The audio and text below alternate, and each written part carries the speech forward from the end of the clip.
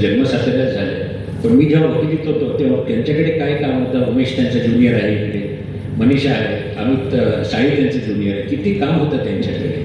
पण त्यांनी आपलं सिन्सिअरली, त्यांना खूप सांगली विषयी प्रेम आहे आणि त्यांच्याकडनं मी बरंच सांगलीचं ऐकलेलं आहे.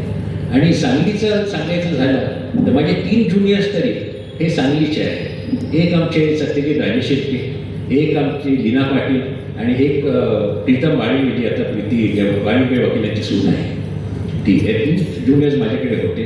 त्यांच्याकडनं मी बरंच सांगलीबद्दल ऐकलं आहे. सांगलीचा बार अत्यंत एक प्रामाणिक बार, स्ट्रेट फॉरवर्ड बार आणि कष्टाळू बार असं समजलं जातं. तर मी एवढंच म्हणेन की सर्किट बेंचचा पुरेपूर फायदा घ्या. सामान्य जनतेला न्याय मिळेल असं सगळं जी गवळी साहेबांची जर स्वप्न आहे ते आपल्याला पूर्ण करायचं. आणि मी या ठिकाणी आवर्जून असं म्हणेन की मी इकडे आल्यावरती मी काही विशेष केलं नाही, पण मी घाबरलेलो होतो कारण हे नवीन, माझ्यासाठी सगळं नवीन होतं. आणि त्या ठिकाणी मी चीफ जस्टिसला रिक्वेस्ट केली की माझ्याबरोबर बसायला माझी जी बहीण आहे शर्मिला देशमुख, तिला प्लीज द्या. कारण चीफ जस्टिस म्हणे तिला काय म्हणून द्या, तुम्ही तर सिनियर जज आहात, तर त्यांची काय गरज आहे तुम्हाला. म्हटलं मला माझ्यापेक्षा कोणतरी चांगले जज माझ्यावर बसायला हवं, कारण इकडे बरेच नवीन नवीन गोष्टी येतील, नवीन नवीन अडचणी येतील, त्या सॉल्व्ह करायला लागतील. त्याच्यामुळे शर्मिला देशमुख ह्या एक फार सुंदर जज आहेत आणि ते फार उत्कृष्ट काम करतात अशा. तर प्लीज त्यांना माझ्याबरोबर द्या, म्हणजे एक ज्युडिशियल साईड ते पूर्ण सांभाळू शकतील.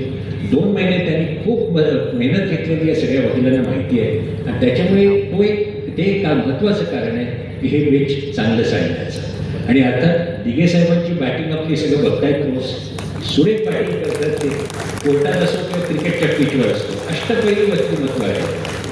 आणि मग ते संतोषजी आहे, संतोषजी तर शांतपणाची हद्द आहे, ते पेशन्स त्यांचा म्हणजे काय विचारायला नको.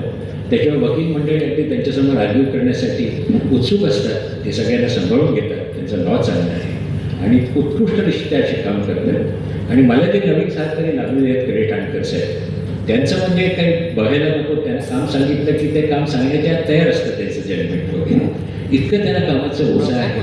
ते उत्सुकतेने काम करतात, अगदी प्रामाणिकपणे काम करत आहेत. तर ह्या सगळ्या, हे जे सगळं आम्ही एक जे करतोय हा छोटेसा खालीचा वाटा आहे, पण ह्या सगळ्या सर्किट बेंचला सक्सेस करण्यात महत्त्वाचा वाटा म्हणजे नेहमी वकिलांचा असतो. बार चांगला असेल तर कुठलंही बेंच चांगलं असू शकतं. तर ही सगळी, हे जे यश आहे, या 4 महिन्याचं यश आहे, हे सगळं आपलं आहे. हे म्हणून मी माझे 2 शब्द थांबवतो. जय हिंद, जय महाराष्ट्र. कारण त्यांची जी फिलॉसॉफी होती की हा जो न्याय असतो तो शेवटच्या घटकापर्यंत पोचला पाहिजे, सामान्य माणसाला न्याय मिळाला. आणि हीच त्यांची जी संकल्पना आहे. आज आत्ताचे chief justice of India Suryakant saheb आहेत, त्यांनी हेच म्हटलेलं आहे, हे फक्त this justice delivery system is not the prerogative of the rich people, but it should reach the last segment of every city, every village, every town. तो एक महत्त्वाचा जो डिफरन्स आहे, जो गवई साहेबांना कधीचा ज्ञात झाला असेल, तो मला ज्ञात झाला ती म्हणजे असं की माझ्याकडे एक पक्षकार होता, श्रीमंत पक्षकार, ज्याला एका बँकेने काहीतरी 1000 रुपयाचं त्याचं काहीतरी नुकसान झालं होतं. आणि त्या बँकेविरुद्ध कॉम्पन्सेशन दावा करायसाठी म्हटलं 1000 रुपयासाठी कशाला करताय, मिळाले ना तुम्हाला पैसे. नाही म्हणे, मला त्याचा त्रास झाला, it's a matter of principle. आणि आपल्याला बेस्ट सुप्रीम कोर्टचे वकील उभे करायचे त्या मॅटरमध्ये. म्हटलं अहो तुमचे लाखो रुपये खर्च होते, काही प्रॉब्लेम नाही. तर तिकडे असं जाणीव झाली की काही लोक असे आहेत की जे 1000 रुपयासाठी लाखो रुपये घालवू शकतात. पण गावामध्ये बरेच लोक असे आहेत की 1 लाखाच्या क्लेमसाठी आपला क्लेम ते सोडून देतात, कारण त्यांना 10,000 वकिलांना द्यायला फी नाही.